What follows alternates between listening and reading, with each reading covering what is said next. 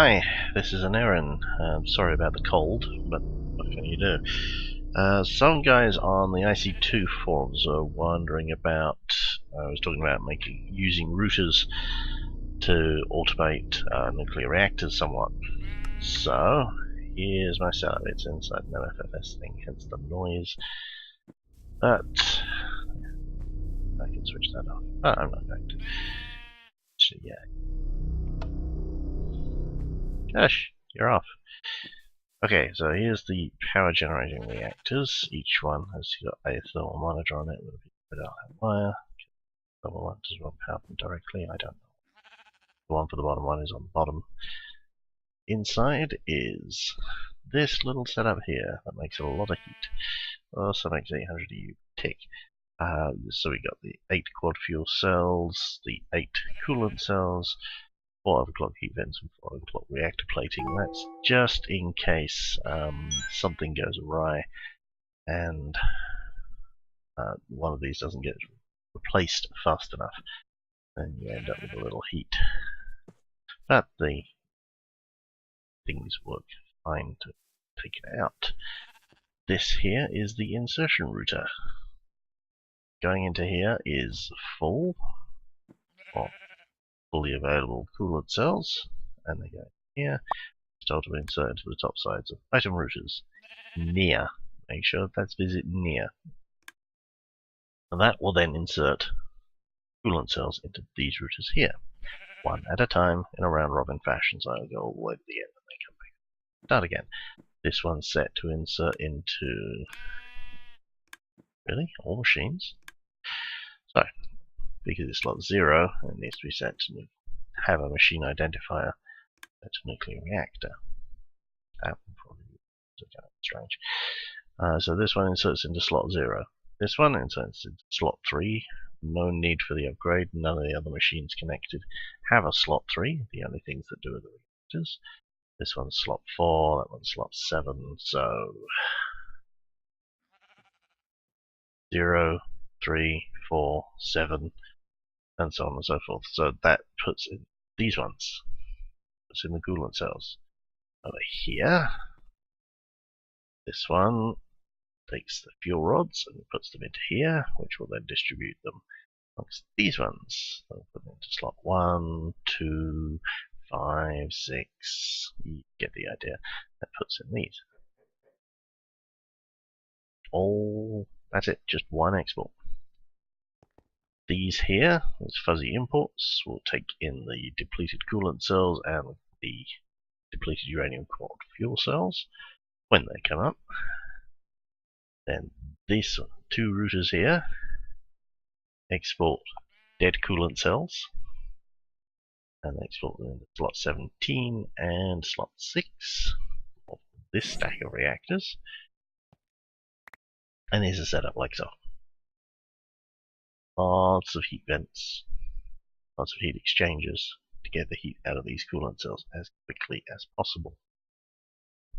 And then when they're done, these ones take the full coolant cells back out and put them back into the AE system. AE system, it has an ME chest for storage. As you can see, it isn't using it. I tried using neutron reflectors. They increased the power somewhat, but they did weird things with heat. They make more heat and they get used up over time, so I'm not going to bother. All the cells are stored in the filing cabinet. It's the filing cabinet is awesome. It can hold lots of stuff. Lots and lots of stuff. I need some more cooling there. Yeah, you can store lots of things of one type.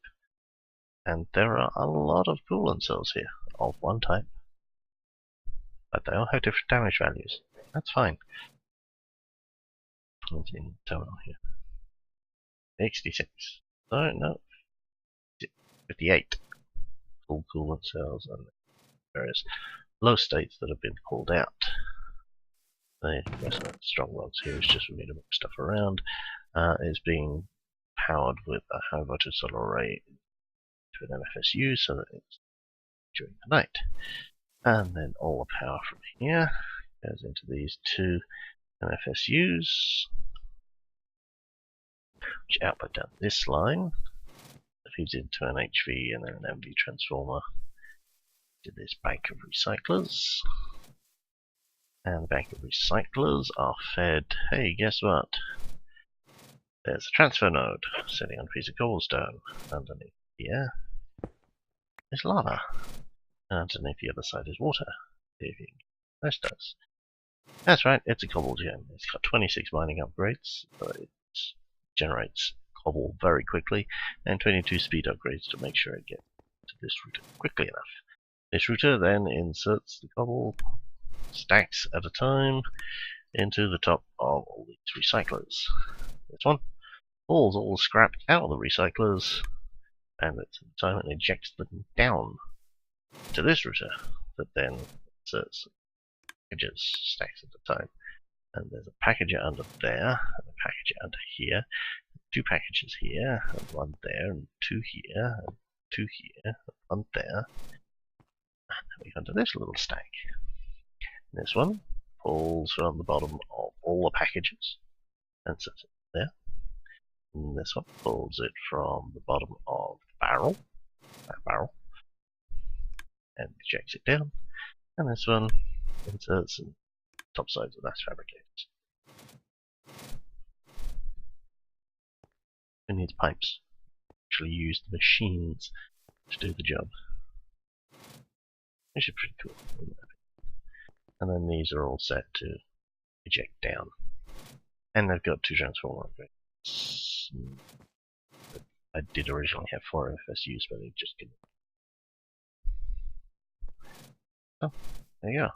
But yeah, that's my power and helium matter production facility for running off nuclear power. And that's it. That's all there is to it. Hopefully it shouldn't be too much of a problem. So yeah, that's how you get routers to work with nuclear control. And I can stack this as high as I like. Electric powers and thermal monitors and fuzzy import buses. I would love to be able to use routers to pull out, but unfortunately routers do not recognize damage values. They don't care about them, so I can't do that. That would make it a lot simpler. Hope this was helpful.